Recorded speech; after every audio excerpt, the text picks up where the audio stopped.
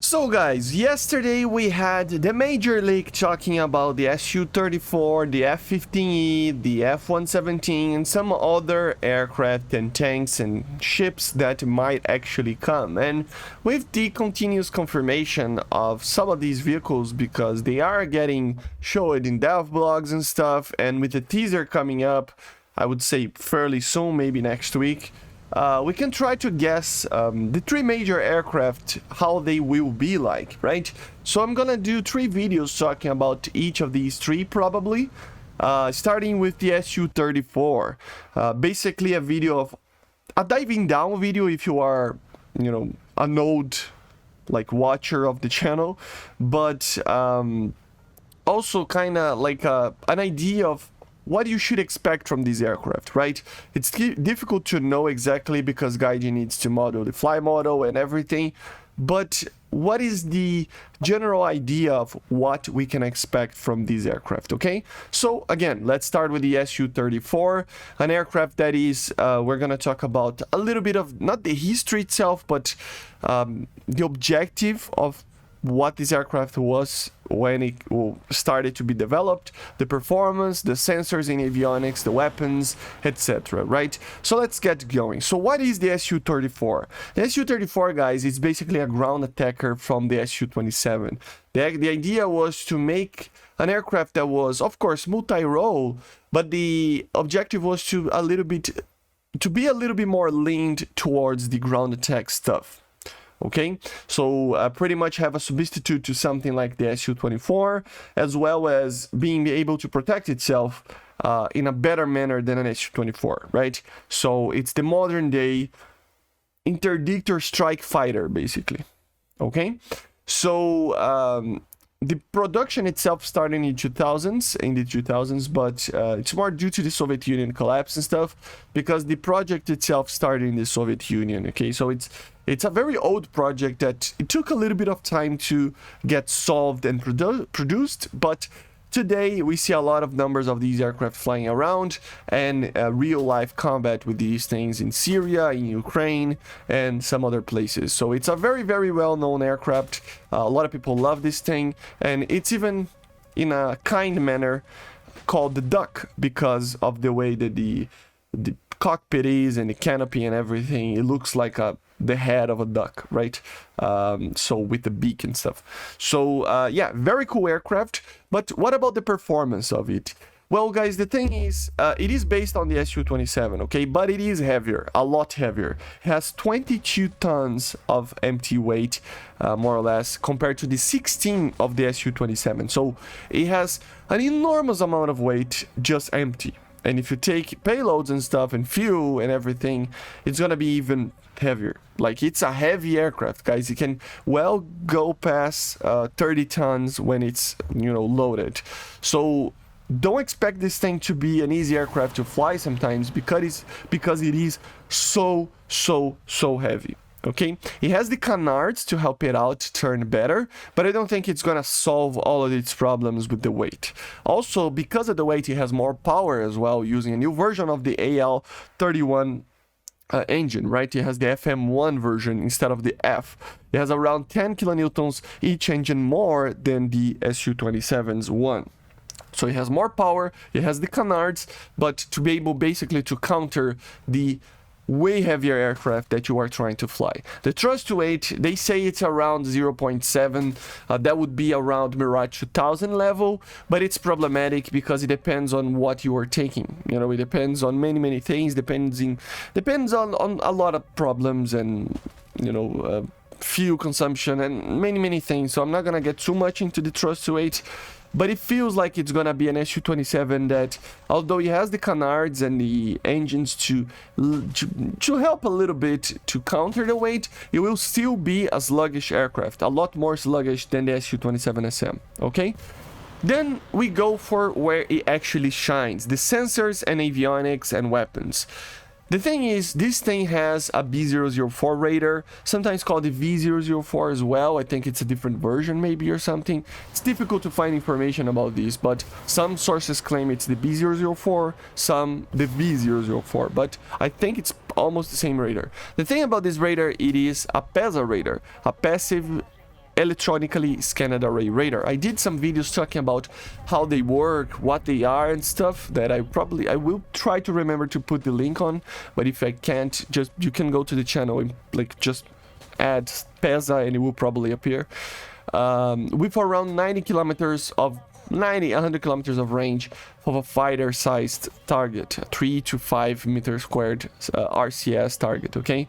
So the thing about the PESA is that I forgot to mention, yeah, I completely forgot, guys. I think, if I'm not mistaken, the Super Tendar should already have a PESA radar in the game. I thought this was going to be the first one, but no, I think the Super Tendar is the first one. The thing is that it's not modeled, you know, I don't think so, at least. If that's a PESA radar, it's a very old one, and it's just not what the PESA is all about, which is instantaneous detection of all the scans on in front of you, right? This is where the SU-34 would actually be like. Will they actually add this type of thing? I don't know, but if added, it will be the best radar in the game for sure, you know, because it will instantaneously detect everything in front of the aircraft in a very easy manner for you to actually use your R-77s and stuff. So the Super Tendar takes a lot of time. Still, I mean, you can check it out and it feels like a fast radar, that thing, but it's still slow compared to what a PESA should be, okay? So it's not properly implemented, I don't think, with the radar on the Super Tendar. So hopefully they do that, if that's the case. But still, the thing about this radar is that you can think that, oh, but 100 kilometers, that's not a lot. You were saying that it's so advanced, this radar and stuff, and it doesn't have a lot of range. The thing is, this radar was more meant to, I mean, it was meant to defend itself and have more range than the missiles would have. So 90 kilometer can like outrange the missiles, so it's okay, you know, it's not gonna be limited by the radar, the range of the missiles, the R-77s and stuff, but it's still, the main objective of this radar was to actually be able to detect very small targets in ground forces, you know, so it is able to detect tanks, ships, everything, right? It has ground mapping modes and all the modes that are used in ground attacking and situations and intel and everything. The radar has a way of doing those, right? In the game we don't have that. You will only be able to detect targets in the ground, but it's still pretty cool, right? So this is going to be one of the best radars in the game for that as well. Just let's hope it's actually properly modeled, right? It has a very modern MAW system, a missile approach warning system, integrated with the RWR. Of course, in real life, it is one of its kind, you know, and at the time, remember, the SU-34, guys, it is not from the SU-27's project. It's like combined with the SU-27M that became the SU-35 and the SU-37 projects, you know, it's kind of that idea of technology that they are using. So it's a very advanced aircraft. It's a step ahead of the older SU-27s and the SM even compared to what we have in the game, right? It has a very modern MAW system. Some sources claim that it has a rear-facing radar. I couldn't confirm it. Some sources claim that it does. Some sources claim that it does not. So it's difficult. And you ended up going to forums to try to see what people are saying, and people are still debating over it, if it has or not this like rear-facing radar. So I couldn't confirm it, okay? You let me know in the comments if you have any inside information. The thing is that if he does have one rear-facing radar, it would be the N012, which is a very good radar. It has like 50 kilometers of range of a fighter-sized, and it would be kind of a 6 o'clock radar facing that could actually detect and even maybe fire missiles at 180 degrees backwards, right? It was used in the SU-37 prototype and some other prototypes and stuff, but I don't know if it was actually used in the SU-34. I doubt that it exists there, but you never know, right? But it would be integrated with the MAWs as well. This radar would detect missiles coming from behind and stuff. So it's a very advanced, you know, all system of defense and offensive armament that these aircraft can use, right? And then we go for the weapons, guys. The weapons are pretty interesting as well. By the way, it lacks IRSTs. I forgot to actually mention to you, but yeah, also it has the Platan system, which is a TV system that has thermal imaging without having to use a pod. Of course, this creates the problem of gimbal limits, but it is a very interesting system that hides itself in cruise flight and everything in the middle of the engines, and when it's deployed it comes down and it actually can be used with thermals and laser and everything to guide the weapon systems. The weapon systems are where I think it's the most fun with this aircraft. It has a good old Grisha 30mm, 12 pylons, meaning it can carry 12 missiles. For air-to-air, for example, it would be the normal standard R-73, 77s, and 27Es, right? It can even carry the R-77 in the pylon that it's on the most, out pylon of the wing, not being the actual wing pylon. So it's very advanced and it can take like 10 R-77s in theory, right? So it's, yeah, scary. For air-to-ground is where I think this aircraft is more focused on. So of course, for rockets, non-guided, it would use the normal S8s, S13s, S25s. For bombs, it would use the normal FABs, the 100, the 250, the 500, but also the 1500 and even the 3000. Even in today's standards, it could actually take a package that it can actually use to be GPS guided in this 3000, FAB 3000, right? So it's a very, very good aircraft because it can take so much weight in bombs and stuff like that. You can use the cluster RBK bombs, the high drag versions of the FABs. So yeah, normal stuff for non-guided, right? For guided, for missiles, literally everything.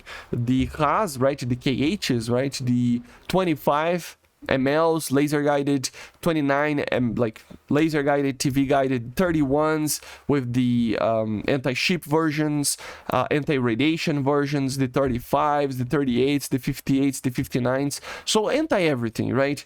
If you think laser guided, TV guided, anti-ship, active radar homing, anti-radiation, GPS missiles, and even inertial guided cruise missiles, everything can be added. Even the KH-59, for example, has a version that it has a TV guided out of it that actually has 200 kilometers of range. So you can actually have a 200 kilometers of range, fly with INS, with inertial guidance system, right? And then it will lock onto a target with TV and it will destroy the target. It's more for bigger targets and stuff like constructions and stuff, but still it's crazy. So I would imagine that in the game we will see the 25, the 29, and then the 38 probably, or something like that, right? Which is already in the game.